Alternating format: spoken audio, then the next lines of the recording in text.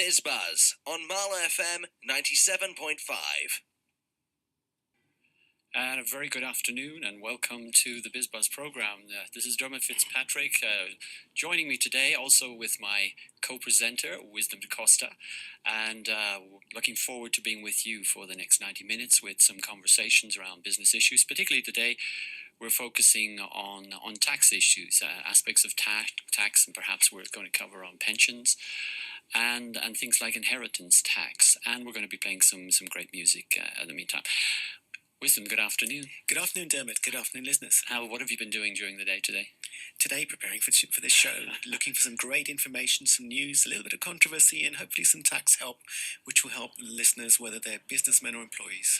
Well, I was just looking at some of the headings we were looking at. It's about the up-and-coming election, but we're not going to go deeply into conversations about the elections. But there's a point about the coalition's corporate tax reforms raising less than Labour's. Do you want to just say something about that? Yeah, it was a study analysis done by the FT, which suggests that George Osborne has raised much less income than past Labour government, whose reforms were aimed at tackling corporate tax avoidance.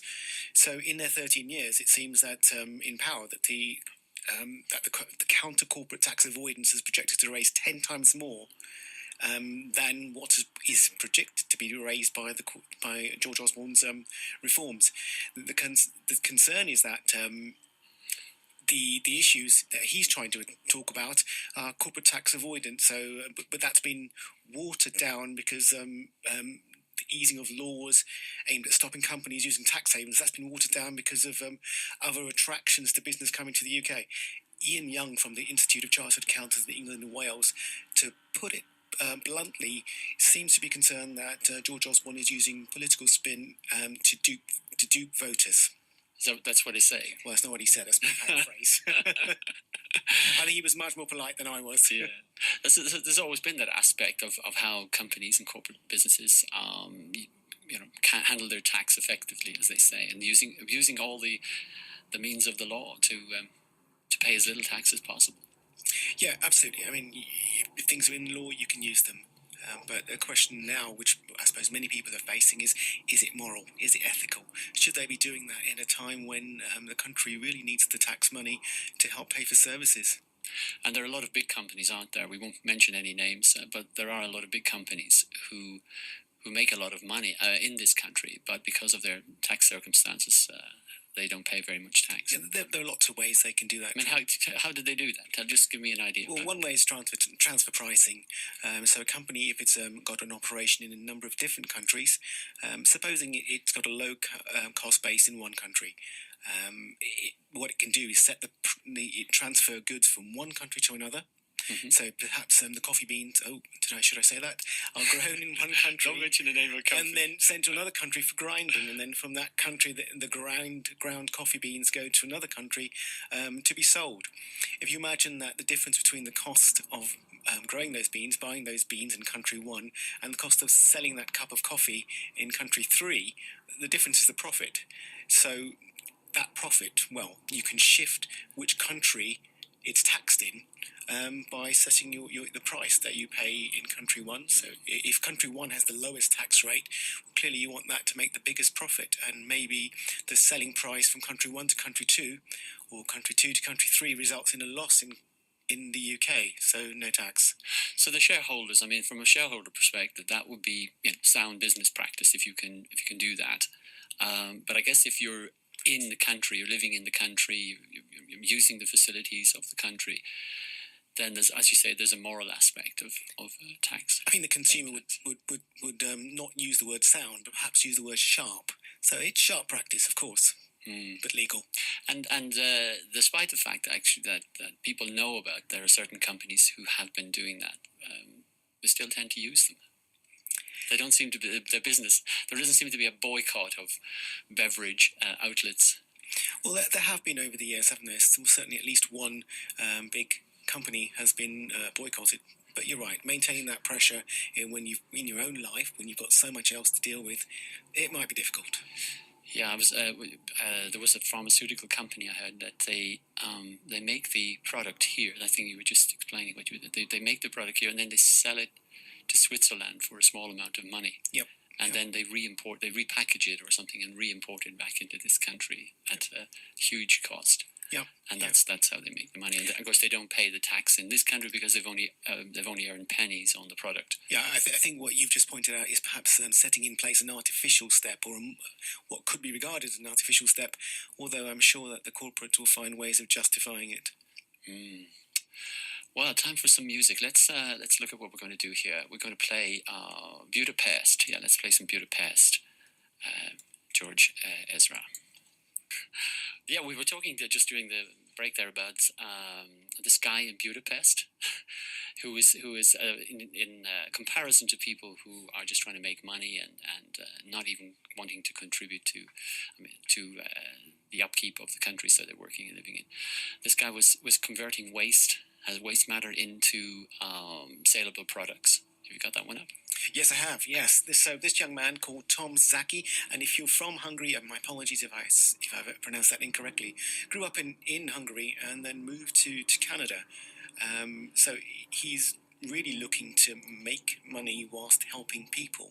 So his work was to take waste and turn it into products which were useful, and he used his experience in both Hungary and in what was from a communist background and coming to the UK. So he calls his if you like, his approach a fusion of capitalism and communism. So a young entrepreneur, 33, started his company 12 years ago in the US, and it was launched in the UK in 2009. And he's already prevented 2.5 billion pieces of waste from going to landfill.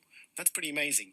If you imagine that anything that goes into a landfill site sits there for potentially hundreds of years doing nothing. Isn't it great? Somebody that actually comes up with an idea like that says, okay, I'm going to convert something that is so, put it into landfill. I'm going to make something really useful out of it. Yep. Is it a successful company? Is he making some money? It is now. He started off, as I said, he actually went to school in Canada, then he went to university in Princeton, but he dropped out of university. So a bit like Bill Gates dropped out of Harvard. He wanted to start up this waste company. His parents clearly were not happy. Why would you want to drop out of Princeton? But he was convinced that what he was doing was right. He wanted to help the world and make money. So what he started doing was really taking waste and convert it into products. Stuff that was really difficult to recycle. So cigarette stubs and coffee capsules and biscuit wrappers. And he tried to find ways of actually making them useful. Generally, you have to grind them down and turn them into another product. And move on from there. So let's see what else he's done. So the way he's really tried to work is to get in contracts with some big manufacturers, big companies, so he can resell some of his products onto them. So he does business with people like McVitie's, Johnson & Johnson and Kenco now. And what do you think he pays tax? I think in the first 5 years he didn't pay tax because the company was making a loss, and then he had a bit of an epiphany and he said, okay, it's all very well to do good for the world, but hey, I've got to earn the crust and make a living. So at that point he changed his model to try and make money out of it as well. And I bet he does. I bet he does makes money, and I bet he pays his taxes too. Yeah, his first product, listen to this, his company's called TerraCycle, and he made organic fertilizer created from worm poo. Yeah, and within 5 years, the firm had sales of $3 million to $4 million, but it was making a loss. So at that point, he had to sort of come up and change the way he did things. But here's an interesting one as well. Nowadays, that they take cigarette stubs and turn them into plastic pallets. Gosh. I have no idea how. I have no idea how, but it's just the quantum leap from here's a cigarette butt and here's a pallet, a plastic pallet. How do you do that? And it's just somebody who actually decides, yes, it's going to happen. This is what we're going to make out of it. And what's the need? People need pallets. People need plastic pallets instead of the wooden pallets, perhaps. And here we've got all these cigarette butts. It's certainly really interesting that he's taken his experiences, but some of them negative from his background, and taking this fusion and fused capitalism and communism, as he calls it. And those experiences have driven him his ideas and pushed him forward. First 5 years making a loss. Well, wouldn't you have given up after 1 or 2 years? So he's persisted. So lots of great stories there for young entrepreneurs out there. Keep going, keep believing, keep trying. Excellent. Yeah. And Wisdom, we were looking at this pension, this changes in the pensions system and the concerns over the pension reforms. Do you have something to say about that one? Yeah, I suppose it sort of takes the point that Ian Young from the Institute of Chartered Accountants is making, that perhaps at this time there may be a little bit of political dogma driving some of the things the Chancellor is saying.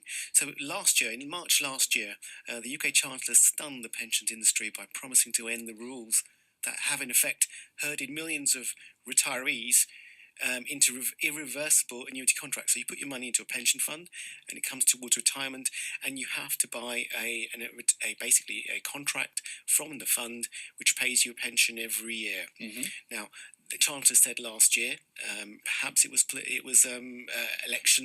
electioneering, I don't know.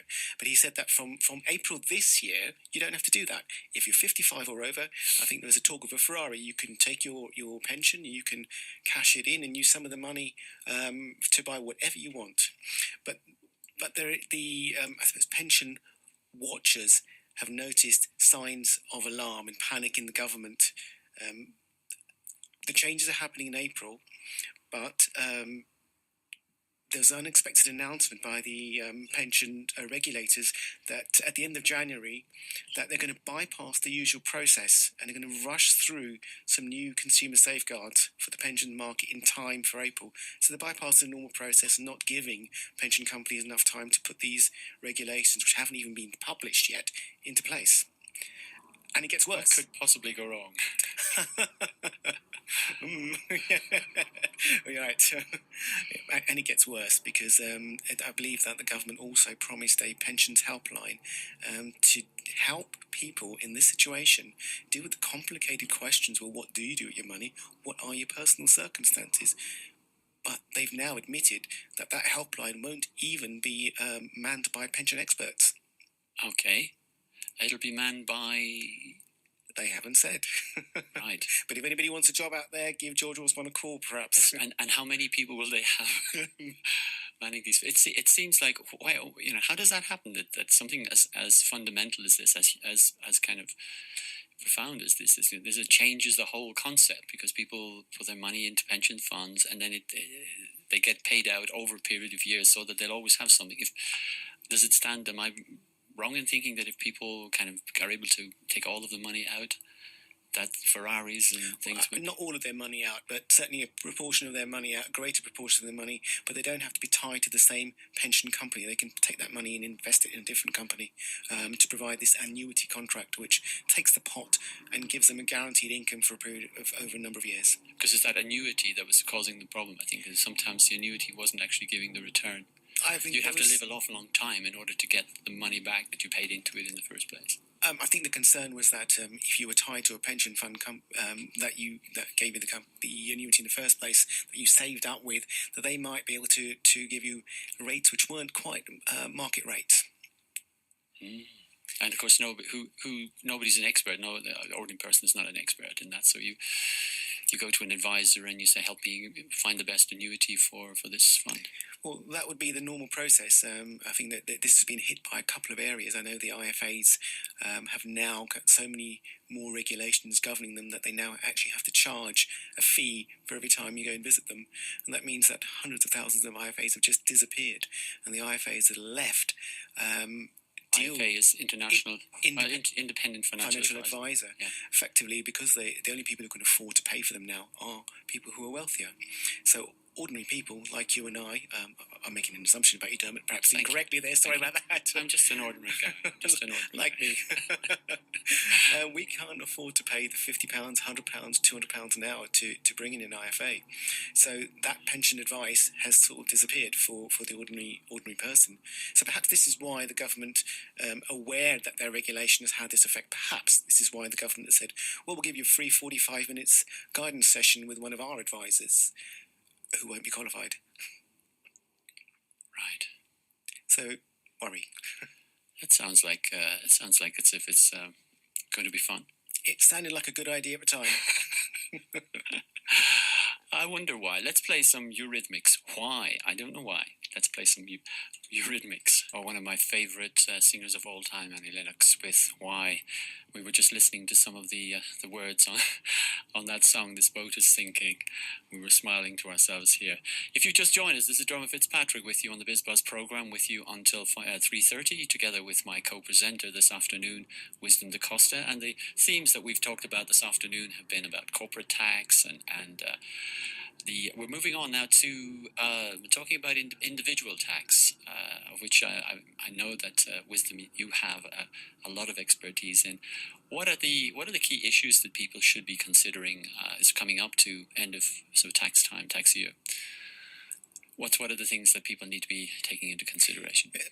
I suppose there's a report about hundreds of thousands, but nearly 1 million people face £100 fine. So let's look at how can you stop yourself getting fined for submitting your self-assessment return late. There is 2 lots of fines, so just to watch out that if you submit your tax return late, even by a day, you get a £100 penalty. Now, there's a sliding tariff, so that if you go up to 12 months without submitting your tax return online, you could pay a penalty of up to £1,600, or at least £1,600. Or what would you have to do to incur a penalty like that? All right. So first thing is that if you are 1 day late, you have a £100 penalty. Oh, that's automatic. Automatic. Right. And then after 3 months, then you start to get a penalty of £10 per day, which is up to £900. So between 3 and 6 months, you could get a further £900 penalty. So after 3 months, if you haven't submitted your tax return, you could have a £1,000 penalty. Then after 6 months, this goes up even more to another £300.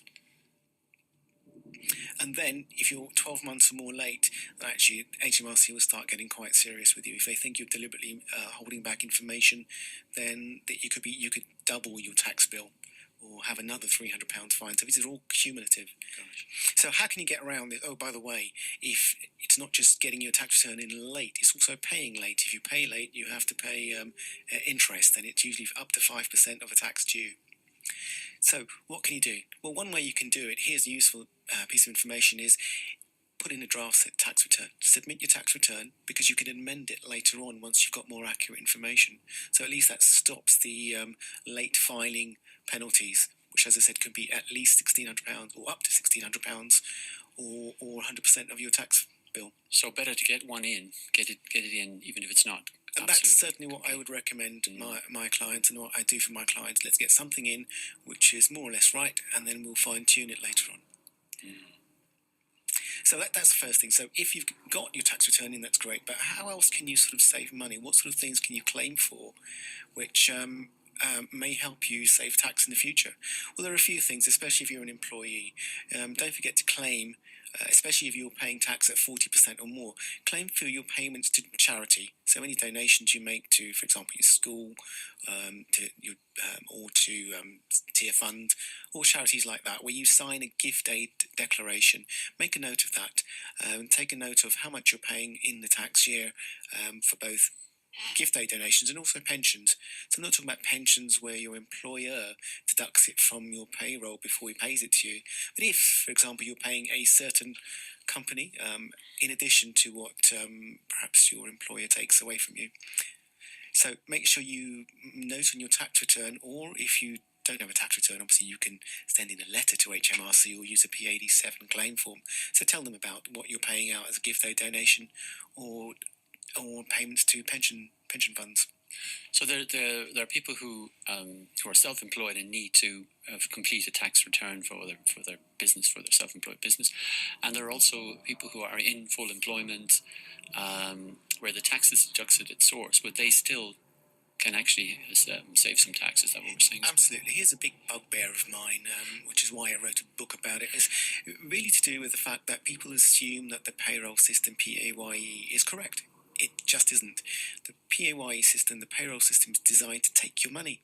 It's not designed to give you allowances at all. So you can claim allowances as an employee, and also other things like gift aid and pension payments, but you have to claim that separately. So if you think your employer's got your tax right, you're wrong.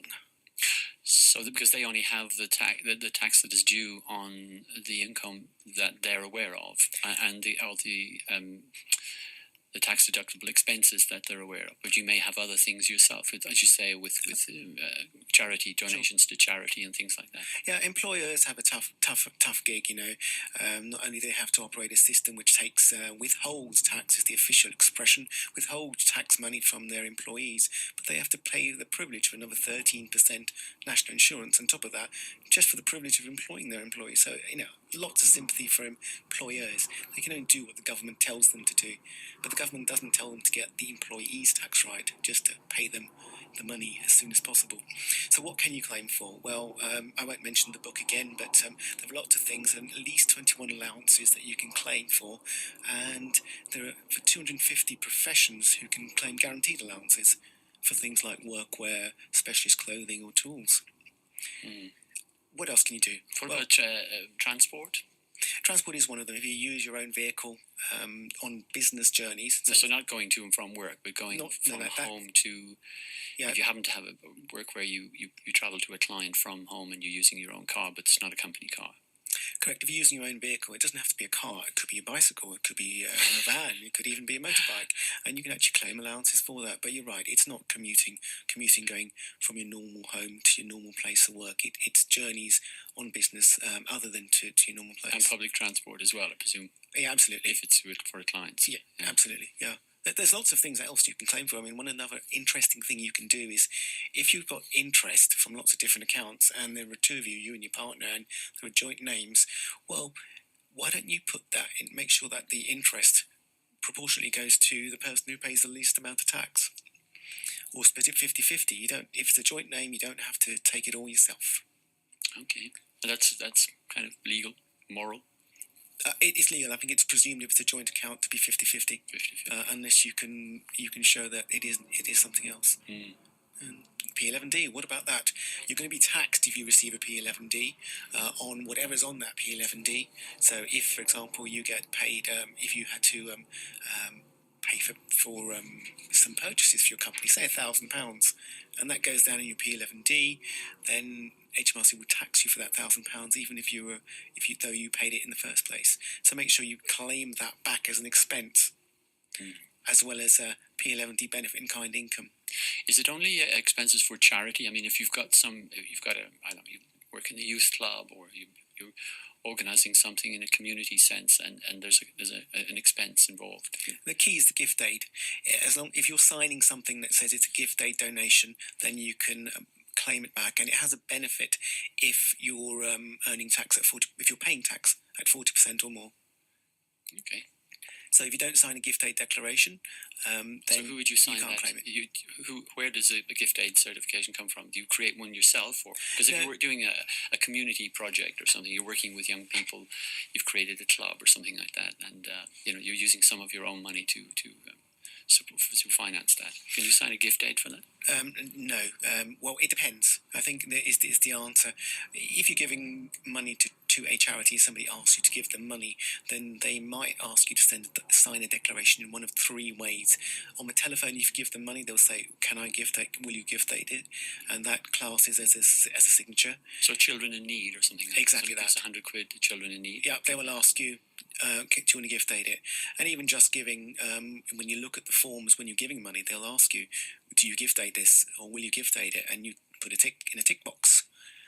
So you take a note of that and note that on your tax return that's what you've done. You don't need the documentation because they don't give you a receipt for that.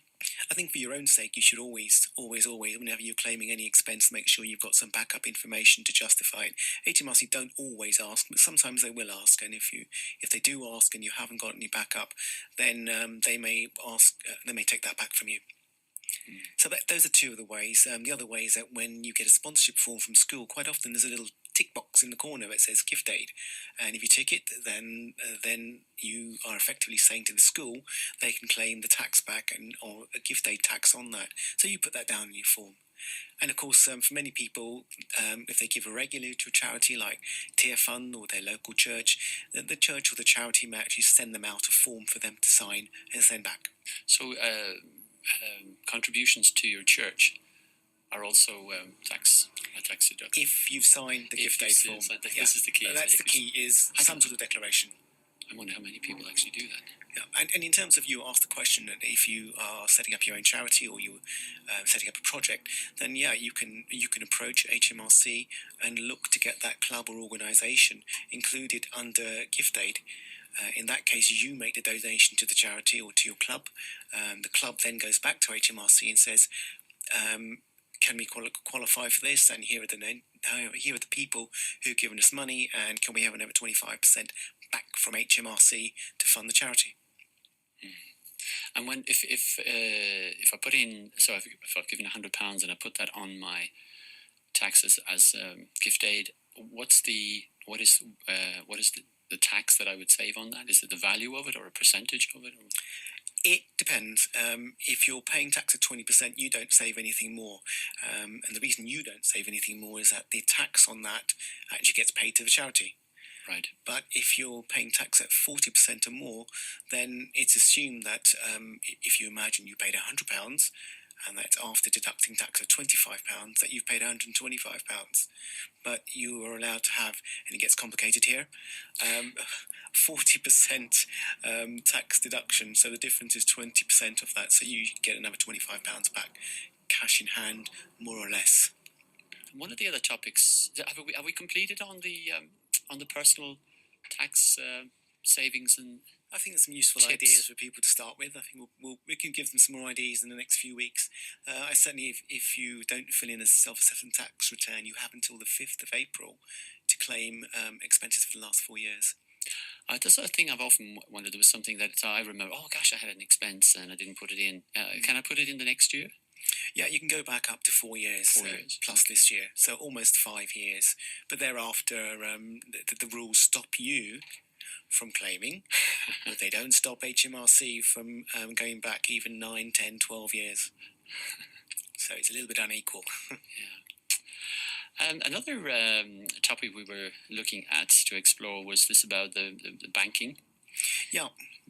Bank accounts and all of that. So just give us an overview of what that's about. Yeah, Virgin have said that really the free bank accounts are unsustainable and they really stifle competition, and there really needs to be a change in the regulations or in the practice of banks to prevent another mis-selling crisis. I mean, you'll be aware that the mis-selling crises that we've already gone through are PPI, where people were effectively paying for insurance on their loans, payment insurance, but they weren't aware of it, for example.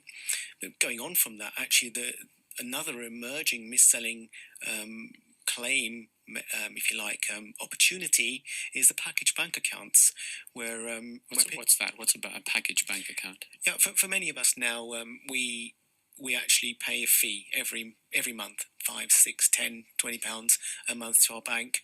And is it the charge? The bank charges? It is, but it's a service, and in return for that, they say they give you perhaps free RAC cover or free health insurance or life insurance or mobile phone insurance.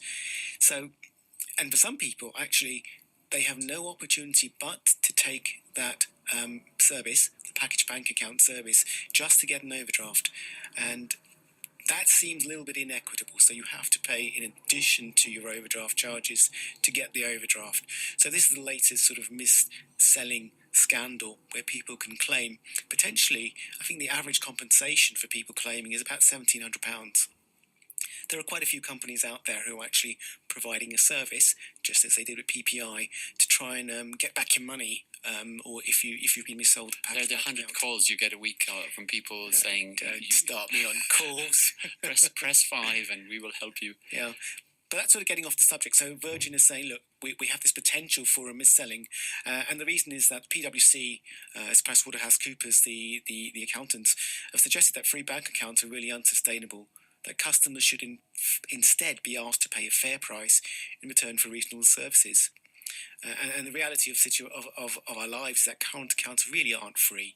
We think that those free current accounts are free, but they're not, because they're funded through very high overdraft charges for other people, penalty fees, uncompetitive or zero rates on savings. So the bank is robbing Peter to pay Paul, so to speak.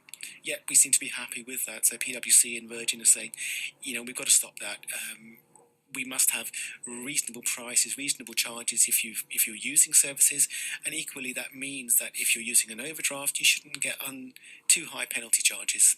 So I think most people would think that their bank account is free, but I've just come back from Australia, and they get charged.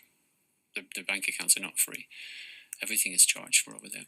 Yeah, and I think you get charged a reasonable amount for each of the services, as opposed to now where if your account is in credit, you get no charges. But as soon as you step out of line, 1 penny out of line, then you get slammed with very, very large charges, really unreasonable charges.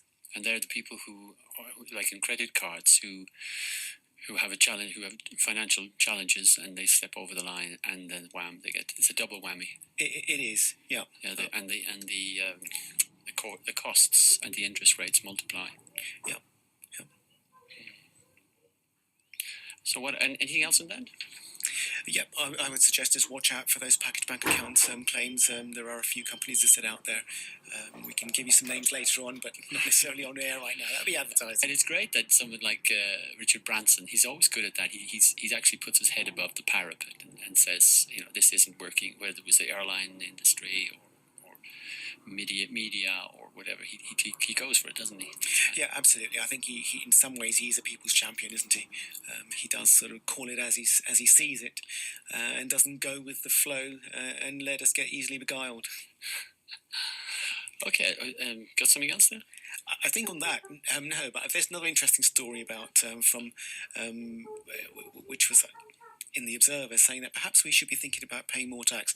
Perhaps if you want to do that now or after another track. You're listening to Marlow FM 97.5, the Biz Buzz program. This is Dermot Fitzpatrick together with my co-presenter, Wisdom Costa. We're coming up to the news at 3 o'clock. And the themes we're covering this afternoon are about corporate tax, personal tax, changes in the reforms in the pension system, and also later on we're going to be looking at inheritance tax, and something to really look forward to that Wisdom has introduced me is something called the Beyonce tax. It sounds wrong saying I've introduced you to this. It sounds awfully rude, and I really can't wait until we actually get there. But it's just we've got a minute and a half leading up to the news, so prime us for this exciting aspect of. So not the brothels and the Beyonce tax. No, not the brothels, Al-Qaeda and the Beyonce tax, but this other one. Yeah, here's a question for you listeners, and this is something that we're facing in the Royal Borough of Windsor and Maidenhead. Would you pay more council tax for increased services? So that's a question. Would you do that? Now, looking at Jonathan Portas from the National Institute of Economic and Social Research, he suggested that we, in order to have better social care and better services, we really ought to be paying more tax. He's saying that the government really trying to pull the wool over our eyes. To quote, "What's on offer is not in the real world. Is not what the Conservatives have promised, which is to cut public spending drastically, maintain service quality, and preserve the NHS as a free at the point of use." That's not my quote, so don't get me into trouble. This was the quote from Jonathan Portas, the director of the National Institute of Economic and Social Research. So, are we having the wool pulled over our eyes? And would you be willing to pay more tax for more services? Well, I think I would, depending on what the services are. But we'll come back to that. Let's hold that. Very good question until we come back after the news. So I can't wait. There's the question. The question that we've been asking Marlow and the nation is: would they be prepared to pay more tax to have higher quality of services? Yeah, that's a great question, isn't it? The reality is that funds are very limited. So you have a choice of where to cut spending. Do you want to cut education, cut the NHS, perhaps specific procedures within the NHS, perhaps less police, less defence, or do you want to sort of squeeze the public sector? And obviously, as my wife's a public sector worker, I get a bit irritated by this one. But do you want to squeeze them? Do you want to squeeze the civil servants so that they're into paupers and slaves? Oh, it's tempting. I like to hear the thought of civil servants squealing. I think I prefer the thought of government ministers squealing, but there you go. So we have a choice, don't we? There isn't an endless pot, and we have to face the reality as ordinary voters and be really realistic about this. at the moment, the government is running at a deficit. We spend more money than we get in tax income. So, if it was you or I, we'd be declared bankrupt with $1 trillion pounds worth of debt. Just about. But the bank charges on that would be eye-watering. So let's be honest. What do you want? Do you want more services or less services? Do you want to maintain your current services, in which case we have to get more tax? I think we've got to pay more tax. And where are we going to get that tax from? Is another question. It's a difficult dilemma, isn't it? Well, first of all, getting those people who are not paying tax, we were saying earlier, to get them to pay tax, those big, because there's millions and millions. I mean, if a small individual people paying tax, it's going to take a long time to get the money. But if those companies who are not paying any tax at all on billions of pounds worth of income, well, that sounds really like a great idea, which is obviously Thank you, David. You've got my vote, Dermot. You've got my vote. Dermot for president or prime minister, as the case may be. But the reality is actually there's very little of the money. Most of the money we get in tax take is actually from income tax, from you and I as ordinary people. So we're recycling our own money to pay for our services. Most of the money we get is not from corporation tax. It's not. No, it's from... Well, it's not because they're not paying enough. That's why it's not enough. Well, you'd have to double this might be my last day broadcasting. You'd have to double the corporation tax rate if you want to make it a bit more equal. You could get me very angry now. Okay. Yeah, but there must be there's hundreds of millions of pounds of tax that could be paid in this country that isn't. But let's stay with the line you're taking. But from the big picture, hundreds of millions of pounds actually pales into insignificance to the 780 billion pounds that we spend a year. So it's kind of like paddling at the edge of the pool rather than really going for the deep end. I'm starting to get depressed. Bring me up wisdom. Wisdom. There's the name. It's in the name. Bring us out of this. Bring us out of this. Help us to rise. Wow. Help us to rise out of this. The pressure. And we'll make you prime minister. What's your suggestion? What do we need to do? I think we have to look realistically at what we really want and ask the nation, ask the people, what do you want? Do you want? Can we afford to have a free at the point of use NHS, or should we be cutting down on things like benefits tourism, health tourism? Should we be reducing the number of people who have certain operations? These are hard questions. I can't answer them. At the end of each of those answers is a heartbreak, isn't it? So there's somebody somewhere will say the money should go here or the money should go there, or won't want the cut to happen. Exactly. But they're things we have to face. We have to face them as individuals and say, okay, yes, of course, we can always talk about efficiencies, but there's only so far you can cut. We have, again, same issue at, this is a bit controversial, same issue at the Royal Borough of Windsor of Maidenhead. How far can you actually cut before actually you start really hurting people and things actually fall apart? Maybe we have the same issue with this country, that we cannot keep pumping money into the NHS or limiting the money and expecting greater volumes of service. So what do we want, people? What do we want? I mean, is there other questions to be asked that we're kind of ostracized as we're not actually asking the questions? And how long can this continue? Because none of the politicians want to face up to it, because the truth, Jack Nicholson, you can't handle the truth in A Few Good Men. Well, the truth is that it's costing more and more and more, and the money's got to come from somewhere, and it's just not, we're already in debt. Yep. So we're already in trillions in debt, and so there's almost like an elephant in the room that isn't being spoken. This is what Jonathan Portis is saying, and this is what I would reiterate. Yes, we've got to face the honest truth. We can't afford to run the country as it is being run. So we have to sit down. Personally, I think that there's a contract between taxpayers, those who have and those who have not. It's not a one-way ticket. This is just a personal view. So really, as a country, we have to say, who's willing to pay more tax? And those who are using the services, well, what are we giving back to our country? What are we doing in return? It's a tough, mature debate, but it has to be absolutely. So, I was thinking the government or the country is like a business, is like a family, is like a person's own individual financial circumstances. If you are spending more than you have income, then something has to happen. I mean, the government is in a position they can print more money, but most businesses would go out of business. Correct. And most people would lose their home, or would lose, they would have to sell everything. And so we're living, in a way, beyond our means, are we not? And, it would appear so. And we're not actually aware of that. It's almost like let's carry on business as usual, but in actual fact, we're living beyond our means. Is that what we're saying here? I think that's what it looks like to me as a simple accountant. I would say that we need to face some tough decisions, tough questions, be open and honest, and just make a mature decision as a country together. Let's move forward together, rather than trying to pit one group against another.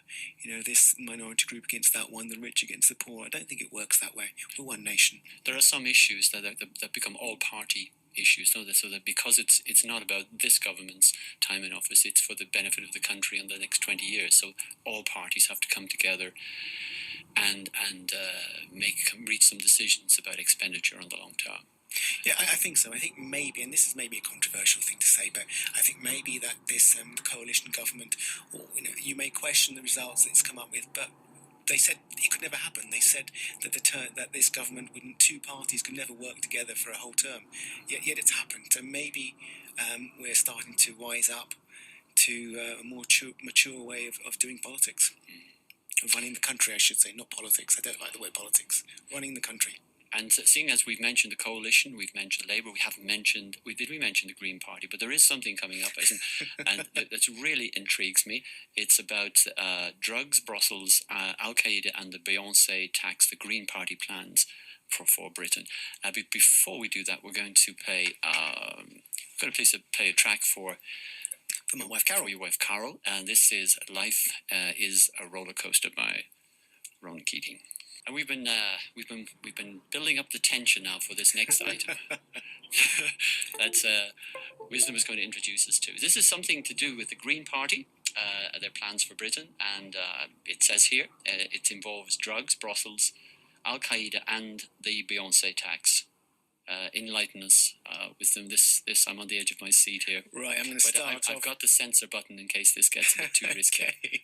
I'm going to start off right from the outset by saying, if you have a problem with this, blame Matthew Holhouse, political correspondent in the Telegraph. So this is what he writes. So he's talking about the Green Party, who are on the verge of an electoral breakthrough. But when you look at this election, there's a lot of uncertainty about who's going to vote where and how, whether there's going to be effectively a hung parliament. And if there is a hung parliament, who's going to have the deciding vote, which party? And there is some discussion that actually the Green Party, maybe the SNP, or maybe it will be the Lib Dems again, who will actually be that final party who helps either the Conservatives or the Labour Party get into power. So what are these guys saying? Listen to this, they actually have now overtaken the Lib Dems with 11% of support, so they're actually bigger than UKIP, bigger than Lib Dems. That makes the Green Party in membership size the third biggest party in the UK. How's that for a sobering thought? Mm-hmm. So what do they want to do? Mm-hmm. Well, okay, Dermot, this is just for you. I will cut straight to the chase. Yeah, absolutely. In terms of drugs and brothels. This is just for me with drugs, brothels. Drugs and brothels. Okay. And what else? And Al-Qaeda and Beyonce. Okay. Yep, actually, nothing controversial here at all. What could possibly go wrong with this piece? So this is it. The Greens have said that the trade and cultivation of cannabis will be decriminalised under their policy, along with possession of Class A and Class B drugs for personal use. Mm-hmm. I think this one is definitely for you, Dermot. Anti-rave laws will be scrapped. No, but there will be higher taxes brought in on alcohol and tobacco. Oh no. Okay, and all elements, not just some, but all elements of the sex industry will be decriminalised, and prostitutes will no longer be discriminated against in child custody cases. So, where do we go to from there? Well, I'm hanging on what Beyonce has got to do with this. Oh, Beyonce, right. Okay, under cultural reforms. Beyonce comes under cultural reforms. So the Greens will explore a tax on superstar performances to support local cultural enterprises. So there's no more freeloading for the superstars coming to the UK. I didn't know they were freeloading. I thought they kind of paid for their hotel bills out of the multi-million pound sales of their tickets. So. Yes and no. Yes, I'm sure. I don't know if they do pay for their hotel bills, but what I do know is that many of the athletes and many people coming to the UK, they're not caught on the UK taxation by they're given a get-out clause. So you come to the UK and the money you earn, you can take out pretty much tax-free. So this is another. I mean, they can fill Wembley Stadium 10 times over, and the income from sales. I don't know the full details, but I do know that in the 2012 Olympics they had to change the laws to make sure that people were coming to the UK and their earnings, the big guys, Usain Bolt, I love you by the way, Usain, and people, just in case, Just in case he's bigger than me. He's listening here. Exactly, but who isn't bigger? I really saw the way you quickly were going to your own defence there. I'm a coward. Yeah.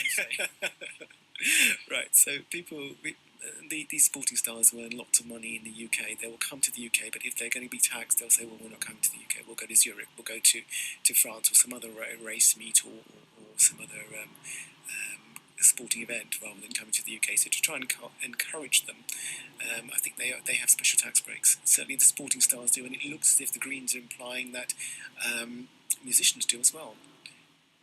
I don't think they were specifically aiming at Beyonce.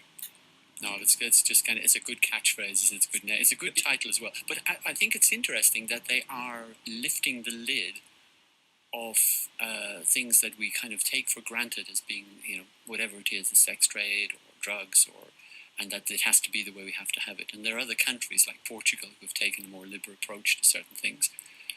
In Holland, they've taken a liberal approach to certain things, and it just goes on it works out okay, especially the drugs thing in Portugal. I think they have a great role to play in terms of challenging the way we think, and we're in a time of change, aren't we? Where the way we think, what we think is right and wrong, is changing. So it is right that they should challenge, and we should examine these issues. Because some things, drugs, where they're taboo, and they're frowned upon, and people who are using them demonized, and yet we have other addictive aspects of elements like alcohol, cigarettes, that are still readily available, although cigarettes are now behind screens, but they're still available. And of course, we've got a pub outlet, drinks outlet on every street, and in the high street, etc. And those things are permissible, and other things are not. So it's maybe not a bad idea to actually lift the lid and have a debate and say, either this is okay or this is okay, and how can we do this differently? Because the war on drugs hasn't actually worked, has it? They haven't killed off the use of drugs on the street, the sale of drugs on the street. It just hasn't worked. And there could be lots of reasons why it hasn't worked. It could be a hearts and minds issue that we haven't really addressed those key issues. And other people would point to poverty, deprivation, and the factors that cause depression or addiction. So yeah, it's complicated, isn't it? But yes, let's have the debate. Let's have the debate. But you can love this one. On the Green Plan's inheritance tax to prevent the accumulation of wealth and power by the privileged class will no longer be quite the same way. That people are going to be taxed on presents. Not just the tax on what they leave behind when they finally go to meet their maker. They'll be taxed on what you give now. They will be taxed on. So gifts made while the giver is still alive will be taxed, and that raises the prospect that there'll be levies on cars, jewellery, furniture, or anything else given by parents to their children. But isn't there a limit anyway on that? Is there not? An X £1,000 a year? I think it relates to financial issues, and within the life. I think within the 7 year, you're right. There is that rule, but it looks as if they're might extend this even further. I don't think there's anything further being discussed other than they want to tax giving. I say that controversially, of course, just because we're talking about drugs and brothels and so forth. And so, in the few minutes we've got left, we've got this last one. Dad is getting married again, and we are worried she will end up with our inheritance. Should we persuade him to get a prenup? Yeah, I mean, it's an issue that it's really it has to do with tax. I suppose, or it has not to do with tax, but inheritance, doesn't it? Yeah, it's certainly inheritance. Who gets what? Yeah. It's a tough one, isn't it? This is more of a social issue, isn't it? 1 in 3 marriages nowadays end in divorce, and so, like myself, you have a wonderful wife, Carol, but people come with lives they've lived previously. So you end up with you have children, your partner has children, and what would happen if, for example, if the man dies, then potentially all of his, well, not all of his assets under inheritance law would go to the wife. That means that then if she passed away, everything that you lived for and created would go to your wife, and then if she passes away, go to her children. So it raises the issue that prenups, perhaps, and things like that ought to be looked at by children of the father. Otherwise, their assets will be lost to their generation. So how can we deal with that? Well, prenup is one way. Another way would be to look at making a will, very important. Insuring your house, taking out some life insurance policy. There's lots of packages of ideas which you can pull together to try and achieve a solution so that all the children are taken care of exactly, and proportionately or equally. Again, another complicated situation. I was asking a solicitor recently how many people actually had taken out a will, and the percentage wasn't very high. Yep. It's amazing that something of such importance can be left in the chance.